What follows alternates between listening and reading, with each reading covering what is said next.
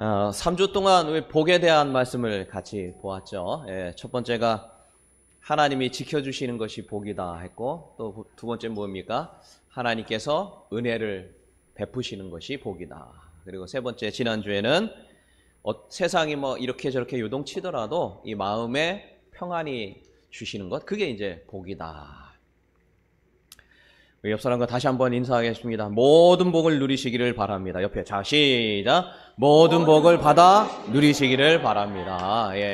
그렇게 될 줄로 믿습니다. 하나님이 준비하신 모든 복을 받아 누릴 줄로 믿습니다. 자, 오늘은 역시 이제 복에 대한 말씀인데, 그 복의 근원이 이제 예수님으로부터 시작한다라는 것이죠. 12월 25일은 이제 성탄절, 우리가 뭐 너무 잘 알고 있습니다. 예수님이 태어난 것을 뭐 이렇게 축하하고 기뻐하고 뭐 감사하면서 드린 이제 성탄절인데, 이제 성탄절이 이제 곧 이제 오게 됩니다. 오늘 성탄절이 오기 전에 우리가 예수님이 태어나기 전에 있었던 그 사실을 보면서 예수님이 오신 것이 참 복이구나라는 걸 한번 같이 보려고 합니다. 아까 우리가 읽었습니다만 누가복음 1장 39절 다시 한번 볼까요? 1장 39절 같이 한번 읽습니다. 이때에 시작. 이때 마리아가 일어나서 재빨리 산골로 가서 유대 한 동네에 이르러. 이때에 마리아가 일어나가지고 그냥 재빨리 간 거예요. 어디로요? 산골인 곳에 갔는데 그 유대 한 동네 산골로 간 거죠. 근데 이때가 어느 때냐? 이때가 자, 누가복음 1장 30절에 보면 그 앞절을 우리가 읽지는 않았습니다만, 천사가 이르되 마리아여 무서워하지 말라. 내가 하나님께 은혜를 입었느니라. 보라 내가 잉태하여 아들을 낳으리니 그 이름을 예수라 하라라고 가브리엘이라고 하는 기쁜 소식을 전하는 천사가 이 말을 들은 거예요. 이게 얼마나 참 놀랐습니까?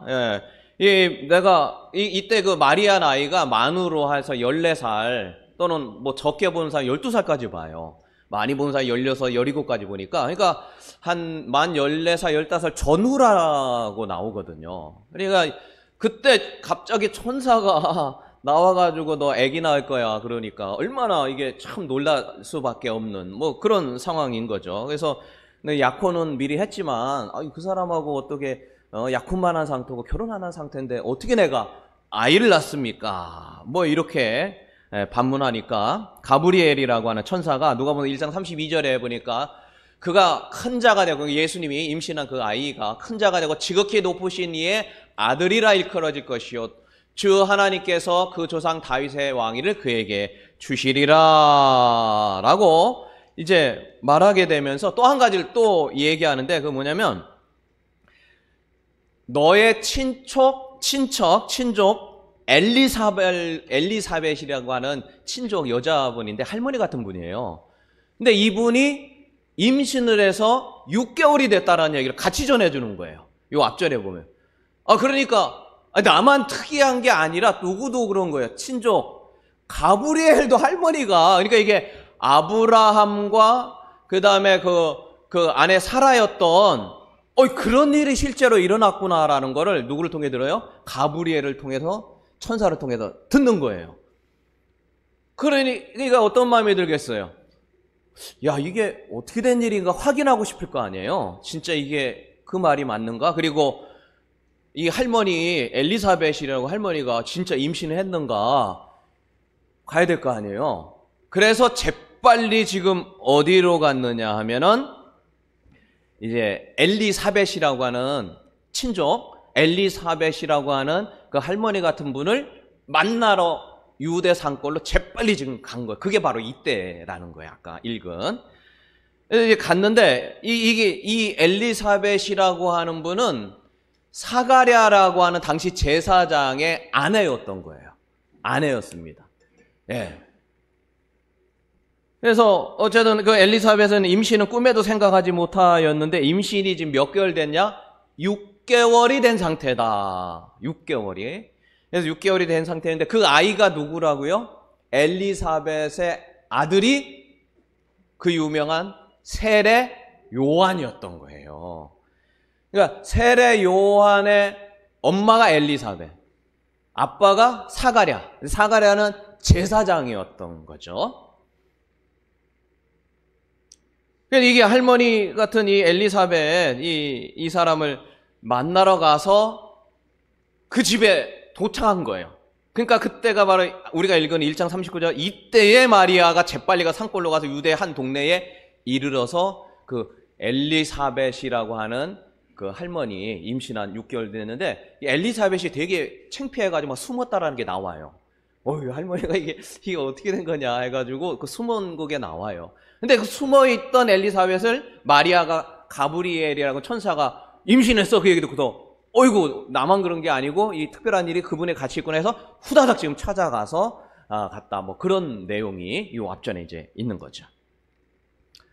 근데 이 마리아를 보자마자 안녕하세요 하면서 했더니 이 엘리사벳이 할머니가 6개월 된 아이를 임신했던 이 할머니가 느닷없이 한다는 말이 여자 중에 네가 복이 있다 그러는 거예요. 여자 중에 너희가 복이 있다. 그리고 너의 태중의 아이도 복이 있다. 누가복음 1장 42절 한번 볼까요? 같이 한번 봅시다. 큰 소리로 시작. 큰 소리로 불러 이르되 여자 중에 내가 복이 있으며 내 태중의 아이도 복이 있도다. 계속 주께서 하신 말씀이 반드시 이루어지리라 믿은 그 여자에게 복이 있도다. 지금 그 얘기를 막 하는 거예요.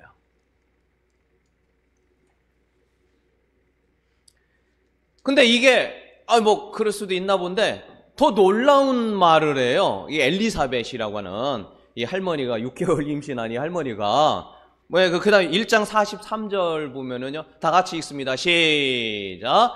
내 주의 어머니가 내게 나오니 이 어찌된 일인가. 이게 지금 엘리사벳이 한 말이에요. 이게 뭐냐면 내 주라는 게 누구 주라는 거예요? 엘리사벳 본인의 주인이 누구라는 거예요? 내 주의 어머니. 그러니까 마리아가 임신한 뱃속에 있는 아이가 누구라는 거예요? 나의 주인입니다. 지금 그 얘기하는 거예요. 여러분, 이게 참 놀랍지 않습니까? 지금 상황이 결혼도 안 한 것이 이것이 어디 가서 딴짓거리를 해가지고 말이야, 임신을 해가지고 하면은 너 뭔 일이 있었던 거야 하면 막 혼내잖아요, 우리 보통은. 근데 마리아를 보자. 너는 복 받은 자다, 여자 중에. 너 그 아이의 태도 복을 받았고, 그리고 그 아이가 나의 뭐다? 주인이다. 이건 하나님에게 주인의 이런 어떤 주라고 한 거예요. 이 참 얼마나 놀라운 간증입니까? 뱃속의 아이가 세상을 구원할 예수 그리스도라는 사실을 아는 거예요. 그러면서 큰 영광을 돌리며 마리아가 복받은 자라고, 마리아 보자마자 그냥 막 큰 소리로 했다고 그랬잖아요. 큰 소리로, 그냥 쩌렁쩌렁하게 큰 소리로 그 이야기를 외친 거지. 자, 우리가 여기서 보면 다음과 같은 사실을 알 수 있는데요. 지금 뱃속에 아이가 이제 마리아에게 있는데 그게 무엇이다? 복이다. 예수님이 복이라는 사실을 선포한 거고, 그 복의 근원이 왜냐하면 그분이 세상을 구원할 예수 그리스도 때문에 복이다. 이 사실을 이야기한 거고, 또 한 가지는 뭐냐면 아까 그 엘리사벳의 남편이 누구라고 했죠? 기억나세요? 사가랴라고 했잖아요. 세례 요한의 아빠. 근데 막 아브라함이나 사라처럼 나이가 많이 들어가지고 아기를 갖고 싶은데 못 가진 거예요. 그래가 늘 위축되어 있는 거죠. 이 당시에는 아이가 없으면 하나님의 저주받았다는 생각이 강해요. 그래서 누가 사람들 만나는 것도 싫어요. 평생 그렇게 막 쭈그려 사는 거예요. 쭈그리처럼. 왜? 누가 보면은 말은 안 하는데 아유 저거 믿음 생활 제대로 못했네. 아니 그게 하도 이게 들어왔던 얘기예요. 왜냐면은 그러니까 그 사무엘의 엄마도 어때요? 아니 누가 뭐라고 얘기하지 않아도 스스로가 나 저주받은 인생이라고 그렇게 맨날 살아갔잖아요. 그래서 교회만 가면 눈물 흘리면서 그렇게 막 기도했잖아요. 이 당시 마찬가지라는 거예요. 아이고 네가 기도도 안 하고 예배생활 제대로 안 하고 뭔가 있으니까 그런 거지. 딴 사람은 속여도 하나님은 못 속여. 근데 그게 뭐로 나타나는 거예요? 애가 없다는 거예요. 그러니까 이중고통인 거예요. 나는 나대로 없어도 힘들지만 딴 사람의 막 이런 어떤 시선들, 따가운 시선들을 막 이렇게 움츠리면서 계속 살다가 아이를 임신했고 뭐 이런 어떤 상태인 거죠. 근데 이 사가랴라고 하는 사람이 아까 제사장이라고 했잖아요. 근데 이게 이 시대적으로 어두운 시대. 왜냐하면 400년 동안 하나님의 말씀을 한 번도 안 한 거예요. 말라기 선지자가 400년 전에 있었던 사람이에요. 그러니까 선지자의 말을 400년 동안 못 들었던 때예요. 여러분, 이게 참 제대로 된 선지자가 몰라요. 있었는지는 모르겠지만 어쨌든 성경적으로 보면 400년 동안 제대로 된 하나님의 말을 못 들은 시대예요. 그러니 이게 얼마나 영적으로 암흑기 시대입니까? 그런 암흑의 시대였었는데, 근데 놀라운 건 뭐냐? 이 사가랴하고 엘리사벳은 진짜 의인이었다라고 나와요. 여기 한번 봐보세요. 누가복음 1장 6절에 보면 우리가 읽지 않았죠. 이 두 사람 같이 읽습니다. 시작. 이 두 사람이 하나님 앞에 의인이요 주의 모든 계명과 규례대로 흠이 없이 행했. 자, 여기에 지금 두 사람이 누구냐면 그 앞절에 보면은 엘리사벳하고 사가랴라고 나와요. 그러니까 세례 요한의 아빠 엄마가 이분들이 애가 없어가지고 막 위축된 삶이었지만 주님이 보실 때는 이 사람이 누구예요? 하나님 앞에 뭐라고 따라합니다. 의인. 다시 한번 의인. 의로운 사람이에요. 말라기 이후에 400년 동안 하나님이 말씀하는 걸 듣지 못했던 시대에 의로운 자였다는 거예요. 그리고 주님의 모든 계명과 규례를 흠 없이 어떻게 했어요? 행했던 사람이 누구라고요? 사가랴와 엘리사벳이라고 했던 사람이란 거예요. 그러니까 이 영적으로 굉장히 깨어 있었던 사람인 거예요. 그런데 이 사가랴 제사장이 평생 목회를 하고 의로운 사람이고 말씀에 흠이 없었는데 누구는 깨닫지 못했어요? 예수 그리스도는 깨닫지 못했습니다. 이 세상을 구원할 누군가는 온다고 하지만 그 예수가 진짜 온 거라고 생각은 못했어요. 그러나 특별한 일이 있다. 세례 요한이라고 하는 자기 아내가 임신한 이 특별한 일은 있었지만 세상을 구원할 자라고는 생각 못한 거죠.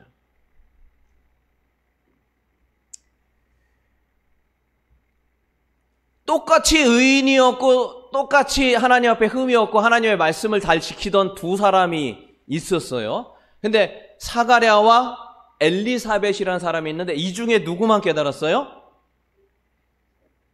할머니 같은 누구라고요? 엘리사벳만 깨닫고 누구는 못 깨달았어요?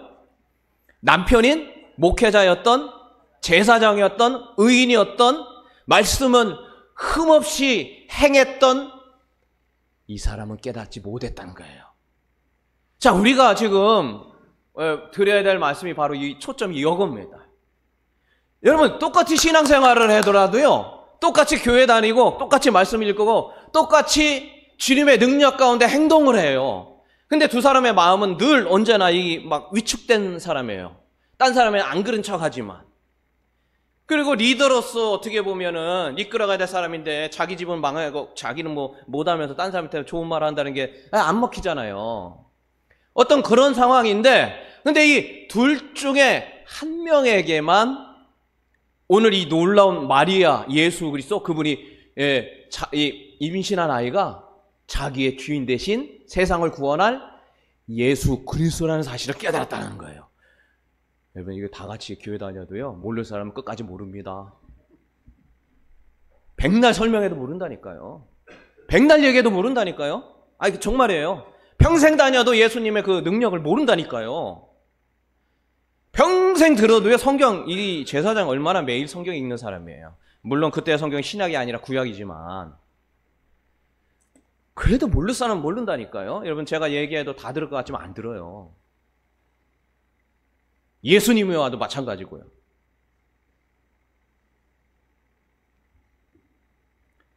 어쨌든 이게 복의 근원인 누구를 발견했다고요? 예수 그리스도를 누가 깨달았어요? 엘리사벳이 깨닫고 보자마자 그냥 너는 복받은 자다 얘기한 거예요. 그 복의 근원이 뭐예요? 구원자인 예수를 깨닫고 선포한 것이다. 찬송가도 그런 찬송가 있잖아요. 찬송가 28장. 복의 근원 강림하사 찬송하 복의 근원 강림하사 찬송하게. 복의 근원이 강림을 한 거죠. 어디? 이 뱃속으로. 근데 그게 예수 그리스도라는 사실을 이 엘리사벳이 깨달은 거예요. 깨달은 거예요. 아, 그렇구나. 그래서 그게 복의 근원, 너는 복받은 자다. 너의 태아에도 복을 받았고 그분이 나의 주인이시다라고 막 얘기하게 되고, 마리아가 그 얘기를 듣는 순간 뻥, 물론 가브리엘이 얘기했지만 아, 그렇구나 깨닫고 나중에 그 찬송을 했는데, 누가복음 1장 46절에 보니까요, 그거 한번 봐볼까요? 마리아가 이르되 내 영혼이 주를 찬양하며 내 마음이 하나님 내 구주를 기뻐하였음은 그의 여종의 비천함을 돌보셨습니다. 보라 이제 후로는 만세에 복이 있다 일컬으리다. 그러니까 내가 이 복을 받은 사람이라는 걸 확실히 깨달은 거죠. 여러분 옆 사람과 한번 인사하겠습니다. 예수님을 깨닫는 것이 가장 큰 복인 줄로 믿습니다. 옆 사람과 시작. 예수님을 깨닫는 것이 가장 큰 복인 줄로 믿습니다. 예, 이거 예수님을 깨닫는 게 가장 큰 복이에요, 세상에서요. 우리 하도 예수님 얘기 듣고 하나님 얘기 듣다 보니까 이게 만성이 돼가지고 그런데, 예, 이게 얼마나 큰 복이라는 사실, 이거 깨닫는 게 이게 가장 큰 복이라니까요. 성경을 묵상하다 제가 이거 깜짝 놀란 적이 있는데, 이게 왜 놀랐냐면 그 성경에 보면 예수님이 막 욕하는 장면 나고 막 이러잖아요.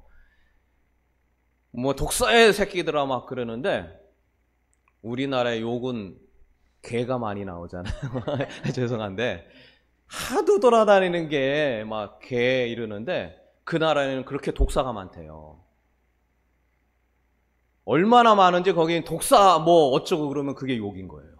우리는 말하는 개 X야 막 이렇게 한 거 똑같은 거예요. 아주 그냥 누가 들어도 민망할 그런 욕이에요. 사실은 예수님이 한 욕이요. 예.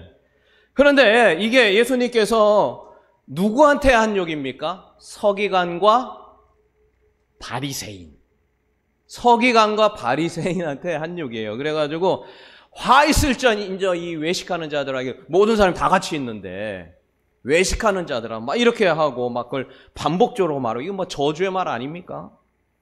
아까 얘기한 것처럼 뱀들아, 막 독사의 새끼들아, 막 너희가 어떻게 지옥의 판결을 피하겠느냐? 마태복음 5장에 보니까 너의 의가 서기관과 바리새인보다 낫지 못하면 결코 어디에 못 들어간다? 천국 못 간다. 천국 못 간다. 누가복음 11장에 보니까 너희 속에는 탐욕과 악독이, 이게 여러분, 야 참 누가 들어도 민망한 얘기를 계속해요. 그래가지고 누가복음 11장에 보니까 왜 그렇게 우리를 모욕하냐 막 이게 대드는 장면도 나와요. 왜 이렇게 모욕하냐 공개적으로. 근데 이 서기관과 바리새인이 어떤 사람이냐? 서기관은 어려서부터 구약을 엄청 공부하던 사람이에요. 왜 공부하냐? 이 구약에 주석을 다는 사람이었어요. 이게 왜 이런 말씀을 했는지, 이거는 어떻게 행했는지, 그리고 필사를 하는 거예요. 왜? 후대에 넘겨주려고. 성경을 보고 또 보고 또 보고, 그래서 한자라도 틀릴까 봐 얼마나 노심초사하고, 하나님이라고 하는 그 글씨가 나오면은 가서 목욕 다시 재개하고 주여 하면서 하나님 이렇게 쓰고. 아니, 그러는 사람이 누구라고요? 서기관. 평생을 바쳐 성경 율법을 보존하고 세세하게 필사하고 또 필사했던 사람이 서기관입니다. 예수님이 욕한 사람이. 바리새인, 평생 율법을 최선을 다해 지키며 경건한 삶을 살기 위해서 금식하며 또 금식하고 기도하며 또 기도하며 경건한 삶에 몸부림치는 사람이 누구라고요? 바리새인. 둘 다 어느 누구보다 하나님의 말씀인 율법에 정통한 자였어요. 그런데 어떻게 지옥의 자식이 될 수 있었습니까? 구약의 율법, 하나님의 말씀, 그거는 정통했는지 몰라도 누구를 몰랐기 때문이에요. 예수를 몰랐던 거예요. 누구를 몰랐다고요? 예수를 몰랐던 거예요. 근데 예수를 안 본 거예요? 다 봤어요. 그래서 우리가 이 땅을 살아가면서 진짜 필요한 것이 뭐냐? 예수 그리스도. 그 예수 그리스도를 얼마만큼 알고 얼마만큼 체험하고 그분과 얼마만큼 동행하느냐가 중요하다는 거죠. 여러분은 얼마나 예수님을 알고 계십니까? 얼마나 주님과 같이 예수와 같이 다니고 있습니까?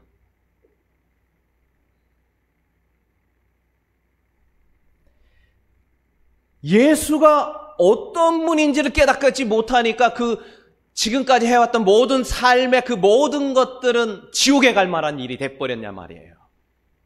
그 열심과 그 열정이 무의미하게 되었는가. 근데 제가 놀란 게 딴 게 놀란 게 아니라 예수님이 욕해가지고 독사의 새끼들아 해가지고 놀란 게 아니라 저는 서기관과 바리새인들이 다 막 이렇게 막 그런 인간 그런 종류의 그냥 완전히 그냥 지옥에 갈 자식들인 줄 알았는데 그렇지 않은 사람을 성경을 보다가 발견을 한 거예요. 뭐 여러분들 이미 알고 있는 분은 뭐 그거 인제 보고 놀래냐 그렇지 몰랐는데 제가 마태복음 8장 19절인데요. 거기 보면서 자 같이 한번 읽어보겠습니다. 자 시작. 한 서기관이 나와 예수께 아뢰되 선생님이여 어디로 가시든지 저는 이렇게 말한 사람이 있었던 거예요. 근데 이거를 이제 주석이잖아요. 이제 주석 성경 이렇게 보니까 서기관이라고 하는 우리가 아는 그 욕들은 그 서기관 맞아요. 예수께 아뢰되 선생님이여 했는데 이 선생님이라고 하는 그 말 있잖아요. 우리가 말하면 뭐 그냥 뭐 간단하게 높였나 했는데 그 주석에 보면 헬라어가 디다스카레라는 말인데 이거는 이제 가르치는다 교사인데 이건 뭐냐면 서기관이 예수님의 가르침에 압도되었을 때 하는 말인 동시에 예수님의 절대적인 권위를 인정했을 때 하는 말이라는 거예요. 어디로 가든지 따르리다. 뭐 쫓아갔나 보다 이렇게 했는데 그 주석을 보니까요. 이 헬라 원어를 보니까 아콜루데오라 뭐 이런 말에 써 있대요. 근데 그 삶을 쫓아가고 예수님의 인격과 모습을 담기 위해서 절대적으로 순복했다. 그 따랐다라는 그런 뜻이라는 거예요. 그러니까 이 사람이 갖고 있던 모든 것들을 버려두고 다 버리고 오직 예수님 앞에 순종하고 그 말을 따르겠다라고 지금 얘기한 거예요. 그러면 뭡니까? 그 완전히 모든 율법을 버릴 뿐만 아니라 주변의 시선과 눈총과 따돌림과 가족의 모든 왕따를 당해야 되는 상황인 거예요. 그런데 지금 예수님을 따르겠다라는 거예요. 이거 어떻게 이렇게 확신이 들었을까요? 이거 참 대대로 지켜오던 모든 것을 버려버리고 예수님에게 쫓아갈 수 있었을까?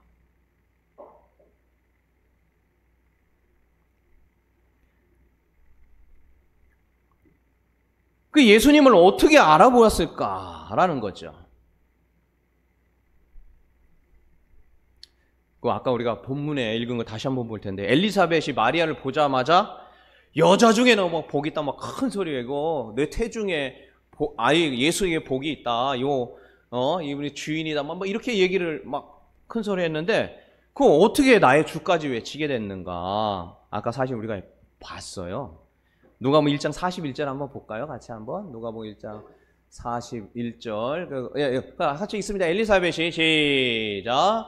엘리사벳이 마리아가 무난함을 들음에 아이가 복중에서 엘리사벳이 성령의 충만함을 받. 지금 엘리사벳인데 애가 6개월인데 얘가 누구라고요? 세례 요한인데 얘는 요한이 성령이 충만을 잉태할 때부터 있었다는 거예요. 근데 얘가 갑자기 성령이 충만해가지고 그냥 막 뛰는 거예요. 그러면서 동시에 누구까지도 성령이 충만해진 거예요? 엘리사벳도 성령이 충만함으로 입은 거예요. 그래서 이 성령의 충만함을 받으면서 그 성령에 의해서 그 안에 있는 예수 그리스도를 보게 됐다. 지금 그 이야기인 거예요.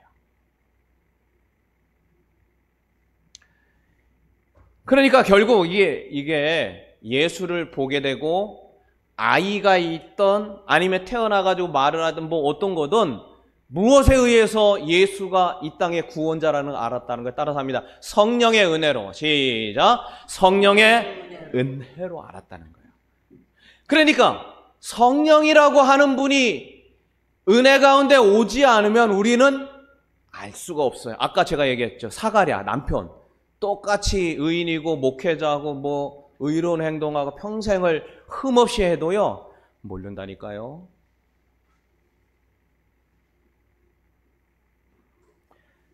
그러면 성령의 은혜는 어떻게 임했느냐?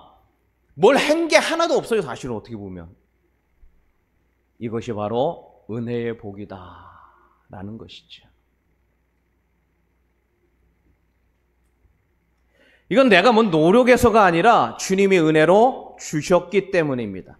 그러니까 서기관이 예수의 제자로 댕기로 작정한 것은 그 안에 무엇이 찾아오셨다? 성령이 찾아오셨고 그 성령이 은혜로 찾아온 것이죠. 마리아 역시 마찬가지였죠. 누가복음 1장 28절에 보니까 그에게 들어가 이르되 은혜 받은 자여 평안할지어다. 왜 하필은 마리아예요? 뭐 그때 얼마나 많습니까? 근데 이게 은혜를 받은 거예요.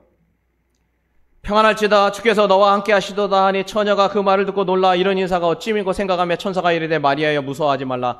네가 하나님께 무엇을 얻었어요? 은혜를 입었다. 우리가 복의 근원인 예수를 깨닫는 것, 이것이 바로 성령이 임할 때 가능한 것이고 이 성령은 임함은 하나님이 베푸신 은혜로 가능하다라는 것이죠. 다시 한번 옆 사람과 한번 인사합시다. 하나님의 은혜가 임하기를 바랍니다. 하나님의 은혜의 복이 임하기를 바랍니다. 옆 사람과 한번 시작.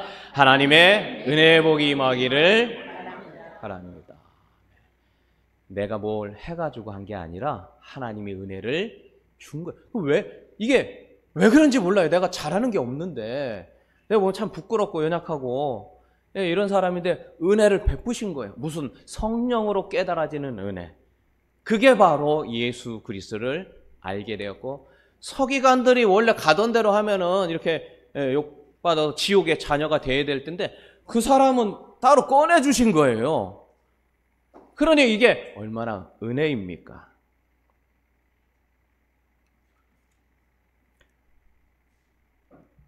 그러면 그 바리새인 중에 바리새인 아주 그냥 히브리인 중에 히브리인 아주 그냥 골수분자 누구였습니까? 아주 누가 뭐 얘기해도 안 들을 사람, 뭔 얘기해도 안 들고 뭐 철옹성 같은 사람, 그 사람이 누구였어요? 바울이었잖아요. 사도 바울. 내가 히브리인 중에 히브리고 바리새인 중에 바리새인. 아주 바리새인들 다 묶어놔가지고 이 한 사람만큼 못 당하는 그런 사람이 바울이었어요. 근데 그 사람이 어떻게 변화됐다고 그랬어요? 이게 고린도서 15장 10절에 보니까 나의 나된 것은 무엇을 하나님의 내가 변화될 사람이 아닌 거예요. 나는 그냥 하나님의 은혜인데 그 하나님의 은혜가 뭐예요? 성령으로 아니고는 누구든지 예수를 주라고 할 수 없다. 그분이 한 고린도서 12장 3절의 말인 거예요. 그러니까 성령의 은혜가 아니고는 변화될 수 없는 사람을 변화시켜서 내가 하나님의 은혜 가운데 죽도록 주를 위해 충성을 했다. 지금 그 얘기하는 것이죠.